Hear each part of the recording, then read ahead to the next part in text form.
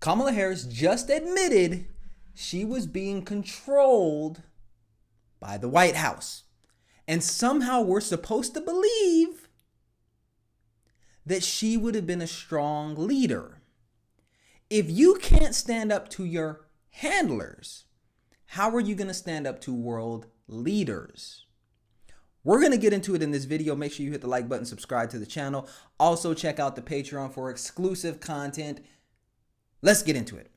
So Kamala Harris recently did an interview on one of the top podcasts I think are out there, Diary of a CEO. Make sure you go check out the podcast, where she exposed that Joe Biden, Sleepy Joe, did not trust her or give her his full support.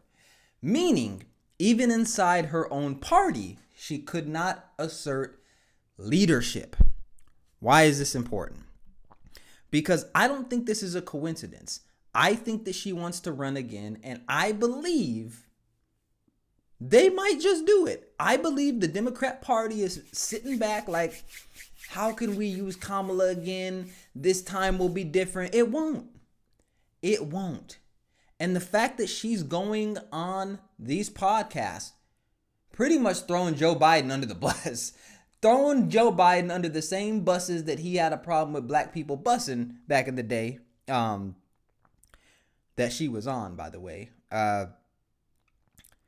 She is trying to disassociate herself from Joe Biden. She's trying to separate herself from the Democrat Party and make it seem like, you know, what these politicians start doing when they lose. That you start hearing them say, the Democrat Party and the party, you're a part of it. You just lost. You lost. And now that you lost, you're just throwing people under the bus. Here's my problem with that, right? When you were in office and you were sitting back saying that Joe Biden was healthier than a 19-year-old boy lifting a horse over his head, we were supposed to believe that. We were supposed to believe that Joe Biden was the healthiest person alive based on what you were saying. And now you doing interviews and you just giving a tell-all. How can we trust when you get in the White House, if you were to become president, that you would have any type of integrity? Because you couldn't even see, it's called a litmus test, right? We give you something easy. Is Joe Biden a healthy human being? Yeah, he's healthy. He's healthy. He could outrun me, right? That's what she would love for us to believe back in the day, 5, 6, 7 months ago, that he could outrun her. He could do more push-ups, and that's what she would love for us to have believed, right? But then we find out that, well, wasn't the case. But she couldn't stand up and say that. The easy thing that we could all see, she could not stand up and say when she was in that position, because she could not stand up to people who she feared, and she could not stand up to the establishment. Do you think that she's going to be able to change her ways if she gets in the office? If she couldn't even do that when she was vice president with something we all saw, no one would have faulted her.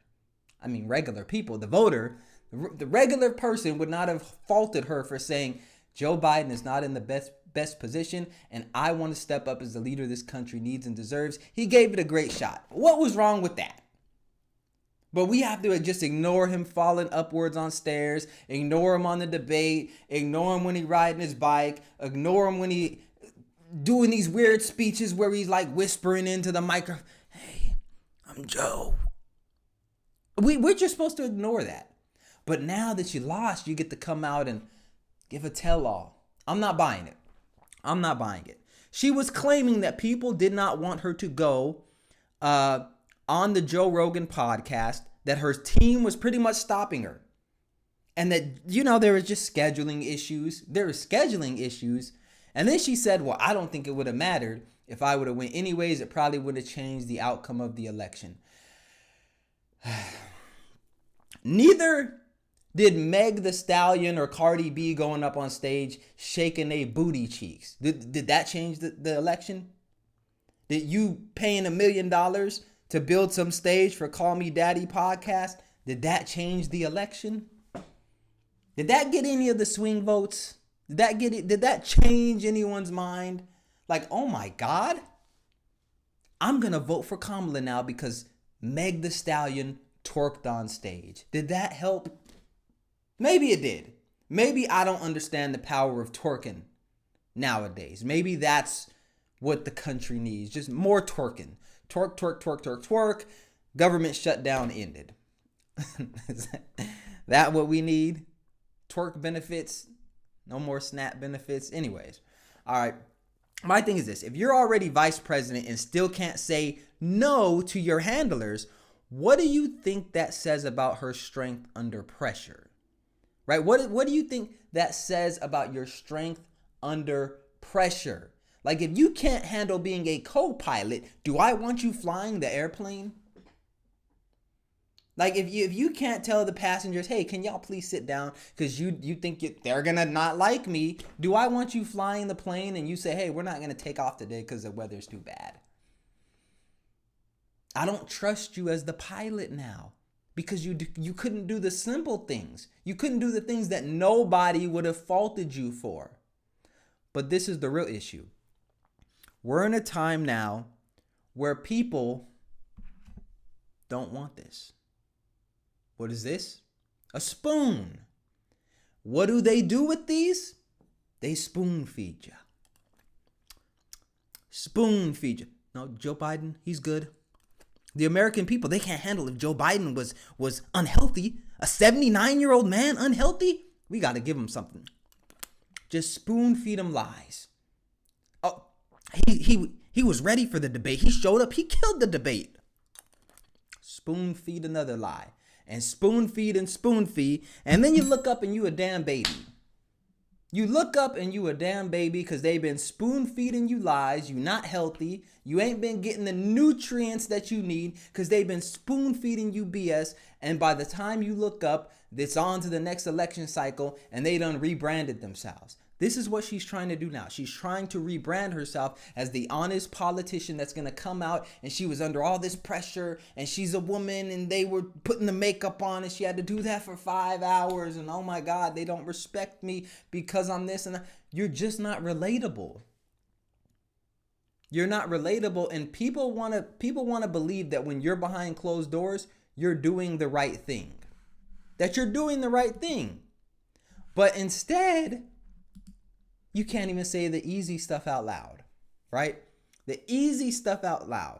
Because the presidency isn't necessarily about being liked when you get in the office. It's about standing firm.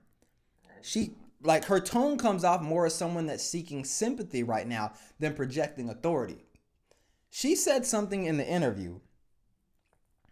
And let me know what y'all think about this in the comment section, because I have a very strong opinion on this. She said that she thinks the voting age should be lowered to 16. The voting age. She wants the voting age to be lowered to 16. Do you think that's because most schools are left-leaning? Do you think that she would be saying that if they were more right-leaning? Do you think that she would be doing that?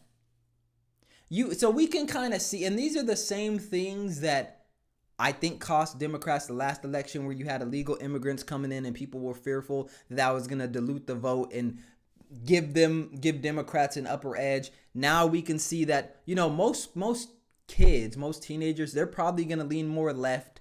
They're probably going to vote more Democrat because everything's, it's like a utopia, and, just everything should be fair, and you don't understand the world as much, so maybe you don't understand taxes and how money works, so it's easy to say just tax rich people more. You don't understand the intricacies of immigration and how that has an impact on the economy, and it's just be nice.